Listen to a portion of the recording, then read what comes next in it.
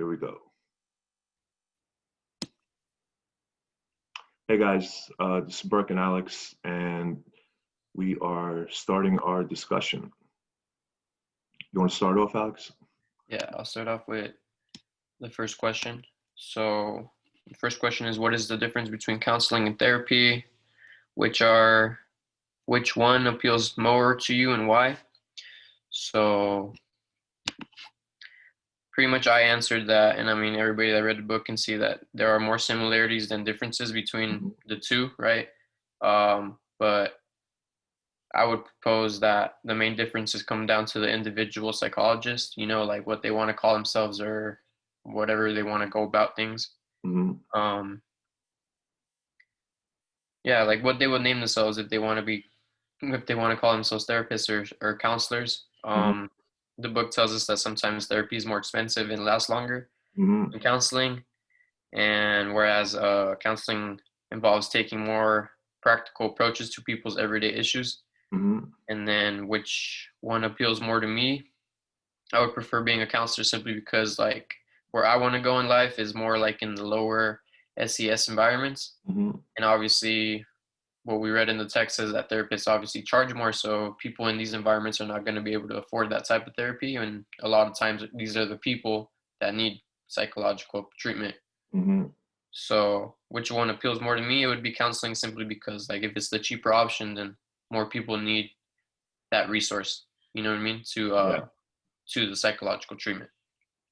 Yeah, and going back to what you were saying, they do have more similarities than differences. That's why these two terms are so used interchangeably sometimes. Uh, what appeals to me more, I got into psychology thinking that I wanted to get my PhD, and the more I get into it, the more that I see like I'm not really that much into research. So I think the counseling side of it appeals to me a little bit more because they are so similar. Um, Ultimately, what I'd like to do is just like, get down and be able to help people in therapy. So I don't know, I think the PsyD is appealing, but, I'm not sure if that's worth it. So I might, just go with the social route and, because I think you need 2 years master's and you can start working as a social worker. Yeah, I think like the PsyD, Yeah. or I read in the class that that's more of like the you know practical approach and like applying what you learn instead of like if you want to do a PhD, it's more for Right. research. Yeah. So Yeah. like I'm on the same boat. I didn't go into psychology to research and stuff like that and to Right. write Right. papers. I want to help people like in the field. You know what I mean? So I Yeah. agree. I'd much rather do like the social work and this ID option than the papers and all that. Right. Right. Like having that title doctor is very appealing, and it does give you like status, certain status, and whatever. But is it worth it to do 7 more years of schooling in research after your bachelor's, to get that title? PsyD, that's really, I heard it was like something that was relatively new. And, I'm not sure how that's viewed, status wise or, whatever on that totem pole. But yeah, um, I think what I'd end up doing is probably, get my master's, start doing some social work. And then from there, if I want to pursue my PsyD or whatever, I'll just continue it from there. Okay, I think that's good for the first one. So the second question, what is a theory and what are the benefits and detriments of using theories in therapeutic settings? Uh, Theories are foundations from which we build our understanding of human development, suffering, self-destructive behavior, and positive change. Um, it helps us with how we define mental health, whether we believe in mental illness, our views on love, meaning of life, death, and personal responsibility. Uh, if we can't, it plays a central role in science, and it gives us a starting point or a direction for treatment of therapy, which could save a lot of time and money. Um, and if we can't understand why people behave in certain ways, then our ability to identify and apply effective treatments will be compromised. Yeah, I agree. Like the thing about theories is like I when I hear theory, I think of guidance. You know, like Yeah, yeah, it's a thing that helps guide people, but it's not always the answer. You know, right. because everybody has individual differences and things Hmm. that maybe the theory isn't accounted for. You can Hmm. only write so much in a theory, or you would write a book as big as the Bible. You know. Yeah, yeah, So, like a theory is more of like a guidance for therapists to go right, about it, but at the end of right. the day, it's not something they should rely on. Yeah, it's Treat not because people. you also got to take in consideration of context, right? And um, one of the things that I read in the book that was pretty interesting was talking about how this guy had an idea on a plane, and his thought was just like an idea. It wasn't really a theory, and it gave me a little bit more appreciation for what a theory is and how much it actually takes to you know get as close as you can to proving it or supporting it with research. Hmm. But the detriments of it, I guess, yeah, like we talked about before, it's not you know one size fits all. It's depending to the context and each individual situation. All right, we can move on to uh, question 3, and that's Yeah. what is effect size? Why do therapists care, and what is the danger of caring too much about effect sizes? So what I wrote down was effect sizes or effect size is a statistical term used to explain how efficacious a treatment or finding is. Hmm. It's pretty much just a number that tells you how good something is, in my opinion, right? Hmm. Yeah. Um, I think therapists care because effect sizes can provide guidance to which treatments are better options for a particular disorder. Like if Hmm. talking about depression, then there's a lot of different options, but obviously you want to choose the option that has the best effect size simply Right. because there's literature and Hmm. it's Hmm. backed by statistical significance. Yeah. That's also its downside, which is leading me to the other point is like sometimes they care too much on statistical significance, Right. Hmm. and Hmm. just because a number is significant doesn't mean it's going to have like an overwhelming or it's going to be the cure just because it's a number that says it's right. And like we Yeah. said before in the last question, it's all tailored. It should be tailored to the individual Yeah. difference. Hmm. um we If they rely too much on numbers, we're not taking into account their special needs, or they might overlook something that um, or they might miss something simply because Hmm. they're saying, okay, this is the treatment. Yeah. What if it's a combination of two treatments and Hmm. the therapist is just Right. uh, putting all his effort into one? Hmm. So that's kind of like a danger of the effect size. Yeah. And that's one of the things I like about psychology is effect size is a statistic used to estimate how much change is produced by a particular intervention, which it could help with treatment, but psychology isn't like a clear-cut science. There's also art form to it, and since everybody's different, you just gotta take it for what it's worth and not overuse it, I guess. Um, okay. What is informed consent and what are the possible consequences of neglecting informed consent as a therapist? Okay, so informed consent is basically, letting somebody know if you're going to do a study, letting somebody know the risks involved with it, what the study's about, um, so the person has enough information about what the study is, what they're participating in, and if you neglect informed consent, that's considered unethical, and you could get in trouble as a therapist for doing that. Yeah, no, the I got from that was that it's a lawsuit waiting to happen. You know what I mean? Yeah, right, You're like obviously people's information is it's their information. It's you're one in 7 billion on this earth, so it's right, obviously your information, your whatever's happening to you, your illnesses. It should only be in the context of those like trying to help you.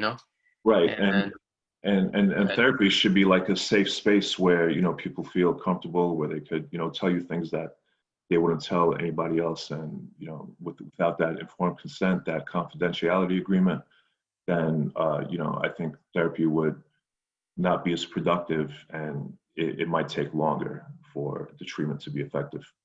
Yeah, and I would say partially common sense because obviously it's like manners built into psychology, Right, into right. a science. Hmm. You wouldn't want anybody, gossiping about you, and in a sense, this is the same thing. Not in the sense that it's gossip, but it's your information, and it should Right, be. right. You think that it's only between you and somebody else, but if Hmm. he's spilling that information to another person without, we don't want anybody's feelings getting hurt. And at Right. worst, like you can even, you know, take the law into your hands, and then boom, you lost your licenses as a Yeah, psychologist and yeah. all that. So Hmm. it's a problem waiting to happen. So Hmm. it's definitely important that we have informed consent. Absolutely. And the second to last question is, how can a therapist foster a good therapeutic relationship, and why is it important? So pretty much what I wrote down was, a therapist can create a good relationship with the client by keeping their best interests at heart and setting up mutual goals for the outcome of therapy. I think this is important because therapy's not, therapy is meant to help, but it's not a cure. Same thing as Right. medication is not a Hmm. cure. It's Hmm. something to alleviate symptoms, right? Yeah. So as long as, like, both parties have a good relationship, I think more can be accomplished. Right, right. And one of the things that I learned in like my last class with Dr. Butler is um one, forget the disorder, but it's very hard for them to trust the therapist. Hmm. If there's no trust between the therapist and the client, then he's probably, or he or she, the client, right, is probably not going to disclose all of the issues, all of the Right. problems Hmm. to the therapist, right? He's like, oh, how are you going to get anything done if the client is being completely open? Right, right. So getting a good relationship is important because that way you can actually, do your therapy the right way, and you Hmm. can get as much done as you can, because if one side is holding back, then obviously there's going to be limitations. Right, right.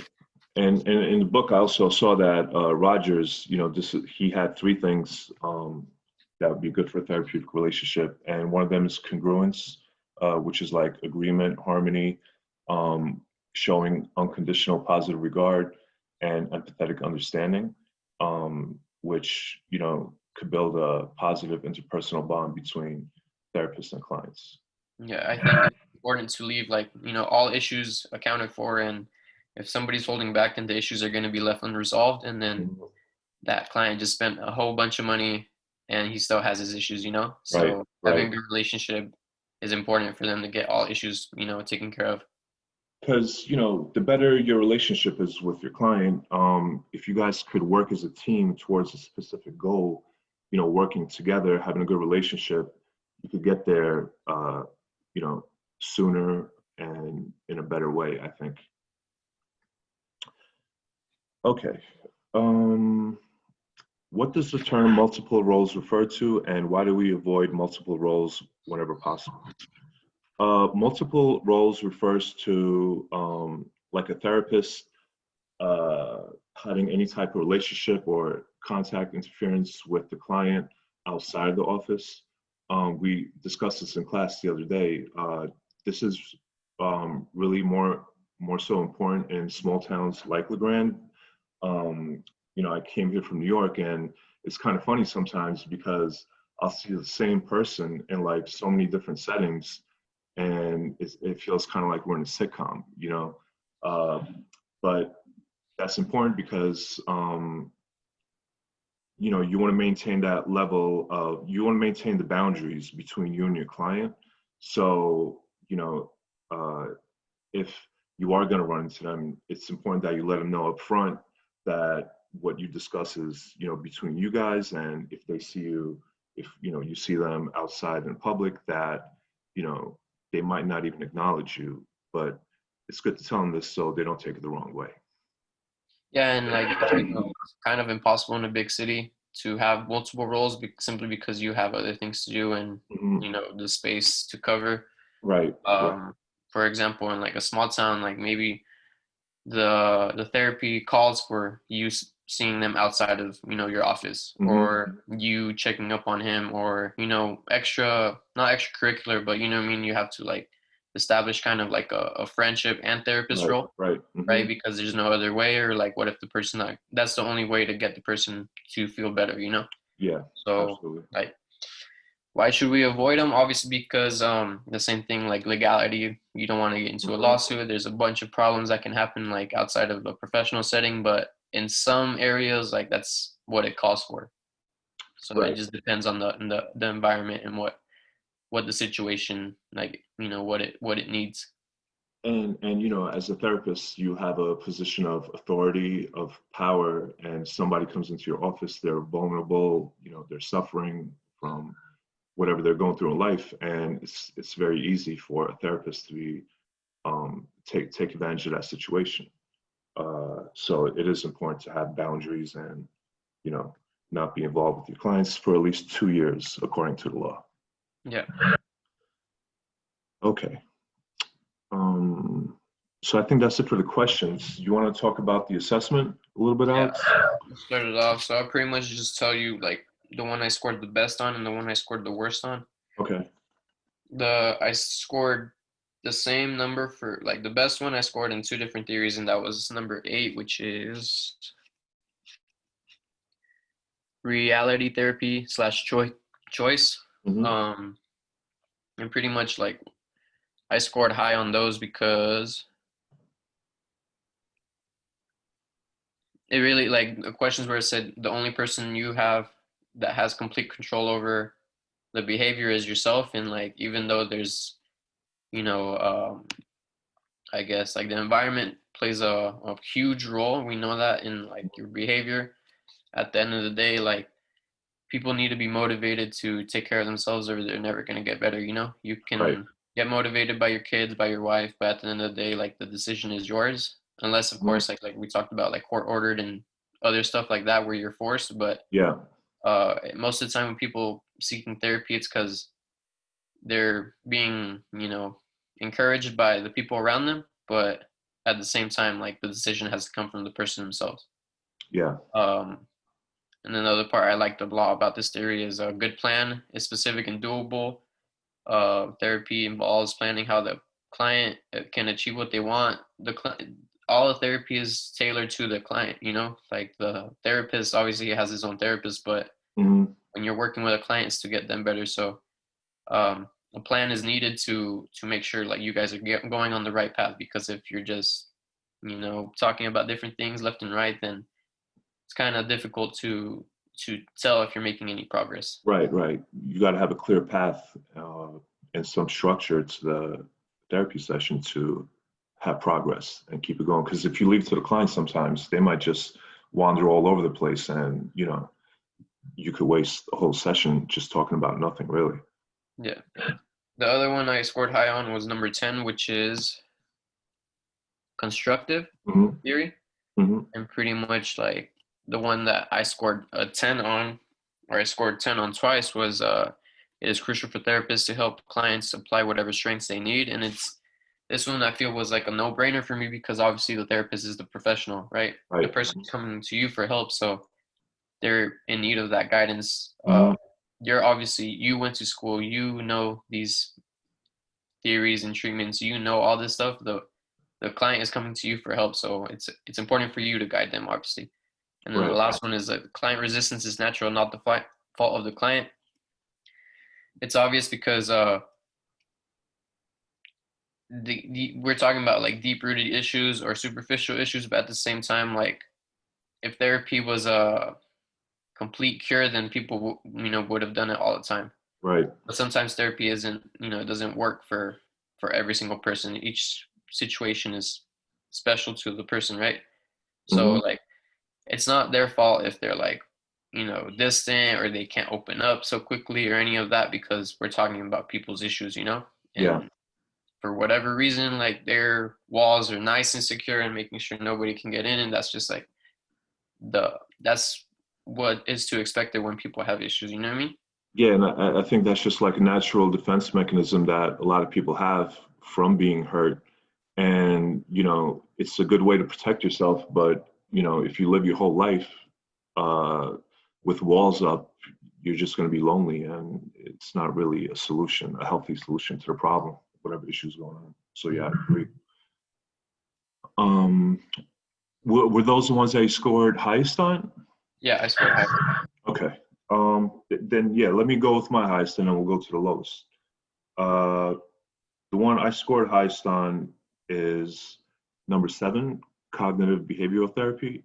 Um, and this is where we use combination of therapy with behavioral approaches. Um, I really like this one because it's focusing on changing the behavior rather than thinking, and that's, I think, the best way to change is focusing on changing of the behavior. Um, and one of the questions that asked on the survey was, it's not what happens to an individual that causes them misery, but it's what they think about it. It's not what happens to a person, it's the way they react to it. I'm a big believer in that, because you could see like siblings, for example, grow up in the same environment, and have totally different outcomes just by the way they react to it. And I think control is a big issue. People have delusion of control where we actually really have so little control. And one thing we definitely can't control is somebody else. So I think the best way to get through life is to, manage your reactions to what's happening around you. So I think that's like a core like fundamental place to start with any type of therapy. So I agree with that one. And then I'm sorry, not any type of therapy, certain therapies. And then number 13 I scored really high on is integration. And this one states that no single theory is viewed as more correct or inherently better than any other. And I agree with this because, like we talked about before, it depends on the context, depends on the person. And ultimately, no theory is really proven. So any theory that may seem correct now can be disproven at any point in the future. So I do agree that all theories are equally important, and depending on the context and the situation, it could be interchangeable depending on the situation. Yeah, that one was my third highest one. So like, I think we're on the same page with that one. I scored like two number 10s on 2 of the questions. Okay. Okay. Yeah. What was your lowest ones? Surprisingly, it was the behavioral theory, number Uh-huh. 6. Yeah. And really, what like kind of dropped that score was the last question. Put that was the only one where I put a 1, where I completely did not agree. Yeah. That is, successful therapy does not require clients to change their thinking. In fact, trying to change clients' thinking is often irrelevant. Instead, successful therapy only requires that clients change their behavior. What I didn't like about this question or number or whatever you want to call this Mhm. was that, like, just calling clients thinking irrelevant was like a complete disregard. I think the mind and thinking has, it's directly uh, it's directly, what's the word, pretty much your thinking is, prior to your behavior. You think and then you act. Preconditioning, pre-existing, or I can't think of the word right now, but what, you think and then you behave. I don't think you behave. Obviously, you can behave spontaneously, but to yeah. disregard thinking, like, I think you can change the way they think and then the behavior changes, right? But if Okay. you're thinking you're just going to change the behavior without changing the thoughts, I think that's Right. like nearly impossible. You know what I Right. mean? No, no, it absolutely. It definitely begins. That's the first step to it, for sure. Because like you said, some behavior is impulsive, and if you can't recognize the impulsiveness coming or how to react to it, then yeah, you stand no chance. So I agree with you there. And the first one, like, I like the fact that this therapy intervention should be based on scientific evidence. Like, obviously, we want something that's backed, Hmm. because if you're just doing your own therapy that you came up with, not only is that kind of biased, it's subjective. Like, there's no scientific backing, right? We kind of like the scientific backing simply because, like, it has it can be applied to tons of people. And at the same time, we talked earlier, just because that happens doesn't mean it's going to work for every single person. Hmm. But at the same time, like scientific evidence, like it's a good sign. You know what I mean? It's a Yeah. good sign that this will work, or it's a good option to take, and then you can Hmm. adjust depending on the results. Um, the lowest one I had two of them. The first one was my lowest score was number 11, which is family systems. You know, I understand family is really important part of, if your living conditions are with your family and there's toxic, personalities or behaviors within that family, it can be very easy to get caught up in it. If you grow up like as an immigrant child like I did, and your parents are dependent on you, then that could cause another, because I didn't move out of my house till I was 26 years old. And it's not because I couldn't, it's because, I had like this guilt trip put on me where, I feel like I'm leaving my mom alone at the house if I ever moved out. So I get the impact and the influence that a family could have, but ultimately I think it comes down to the person. And, you know, while, things that happened to you growing up in your family might have developed who you are as a person, I think that at some point a person has to take responsibility for their life and, you know, choose the way they react to the situation that they're in. Yeah, this was kind of like a high scoring, kind of like in the mid for me, Uh, and like I completely agree with like your personal case, but the yeah. only reason I would disagree in the sense of like the family system is because we know that the only reason or a high probability of a person getting better is a good support system outside of that's the extra therapeutic factors, right? Oh, absolutely, absolutely. If their Mhm. family's, encouraging them and Yeah, supporting them, then they'll yeah, get better, right? But in yeah. your case, like you had other things to do, you had to provide your support to your family, right? So Right, this wouldn't have worked in if you had like you personally had a disorder, right? right, Because you right. had other things. But we know like the having support, not just in family, I guess, but like friends and all that stuff. Having that support is gonna help the client. You know what I Hmm. mean? Hmm. Yeah, and don't get me wrong, I'm not knocking family therapy. I think it's extremely important. I think by talking to family members, sometimes you can learn more about the client than, your sessions with the client. But as a priority from, I just didn't score high on it compared to the other ones. Yeah, and Uh, this is just the rate it, So right, like right. again, Hmm. it's our opinion, but Hmm. like again, like we've been talking the whole discussion, it's all about individual differences. Like something is gonna work for others, and like in your case, this was different. Hmm. Hmm. But I just think like it's important to include that what we've been learning. They know that the support from other people is like very important. Yeah, But again, absolutely. like everything should apply to your special case. Not Hmm. everything's gonna work. You know what I mean? Just because the Right. science says it does. Yeah, absolutely, absolutely. Did you have any other ones? No, I'm done. That was my lowest scoring, and then we talked about my two highest scorings. Okay, yeah, I got that was my low scoring as well. So I think, let me see. I think I have one more low scoring one. This one's like a point higher, but I'll go through it anyway. And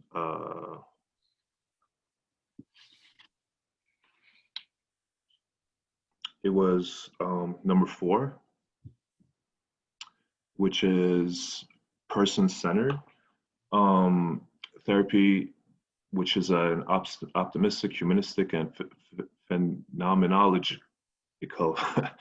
approach to therapy. Um, I think I scored really low on this one because of the first question. Um, I do agree with the first part that the client is the best expert on themselves, but maybe not on the direction that therapy should go. Maybe I just misread that question, but like you said earlier, I think the therapy sessions should definitely take into consideration the client's main concerns, but it shouldn't be led by the client. The therapist should be the one, you know, controlling the conversation to figure out symptoms and treatment solutions. So I think that's the only one that I really disagreed with which brought my score down. But yeah, that's it though. Yeah, I think it was nice. We got like 20, 30 minutes of discussion. Yeah, let me. I think we should be good. We covered everything. I'm gonna stop recording now. All right. All right.